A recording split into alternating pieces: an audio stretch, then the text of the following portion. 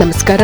Jeeni news ವೀಕ್ಷಕರಿಗೆ ಸ್ವಾಗತ. ಕಿಡಿಗೇಡಿಯೊಬ್ಬ ನಾಲ್ವಡಿ ಕೃಷ್ಣರಾಜ ಒಡೆಯರ್ ಅವರ ಪ್ರತಿಮೆಗೆ ಅಗೌರವ ತೋರಿದ್ದಾನೆ.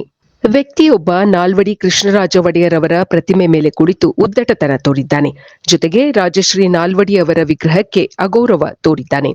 ಮೈಸೂರಿನ ಕೆಆರ್ ವೃತ್ತದಲ್ಲಿರುವ ನಾಲ್ವಡಿ ಕೃಷ್ಣರಾಜ ಒಡೆಯರ್ ಪ್ರತಿಮೆ ಹತ್ತಿದ ವ್ಯಕ್ತಿಯೊಬ್ಬ ಅರ್ಧ ತಾಸಿಗೂ ಅಧಿಕ ಕಾಲ ಅಲ್ಲೇ ಕುಳಿತು ಉದ್ದಟತನ ತೋರಿದ್ದಾನೆ.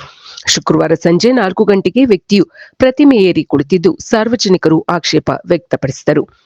ಆದರೂ ಆತ ಇಳಿಯದಾದಾಗ ಸಾರ್ವಜನಿಕರೊಬ್ಬರು ವಿಡಿಯೋ ಮಾಡಿ ಮಾಧ್ಯಮಗಳಿಗೆ ಹಾಗೂ ಪೊಲೀಸರಿಗೆ ಸುದ್ದಿ ಮುಟ್ಟಿಸಿದರು.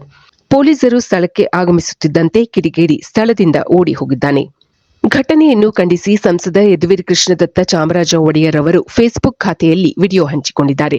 ರಾಜ್ಯ ಮತ್ತು ರಾಷ್ಟ್ರಕ್ಕಾಗಿ ಕೈಗೊಂಡ ದೂರದೃಷ್ಟಿಯ ಅಭಿವೃದ್ಧಿಯ ಕಾರ್ಯಗಳಿಗಾಗಿ ನಾಲ್ವಡಿ ಅವರನ್ನು ಜನತೆ ಸದಾ ಸ್ಮರಿಸುತ್ತಿದ್ದು, ಅವರ ಪ್ರತಿಮೆಯ ಮೇಲೆ ವ್ಯಕ್ತಿ ಹತ್ತಿರುವುದು ಖಂಡನೀಯ ಎಂದಿದ್ದಾರೆ.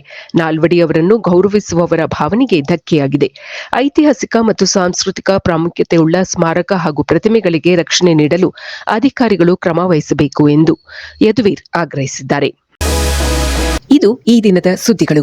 ನಿರಂತರ ಸುದ್ದಿಗಳಿಗಾಗಿ ವೀಕ್ಷಿಸುತ್ತಿರಿ ಜೀನಿ ನ್ಯೂಸ್. ನಮಸ್ಕಾರ.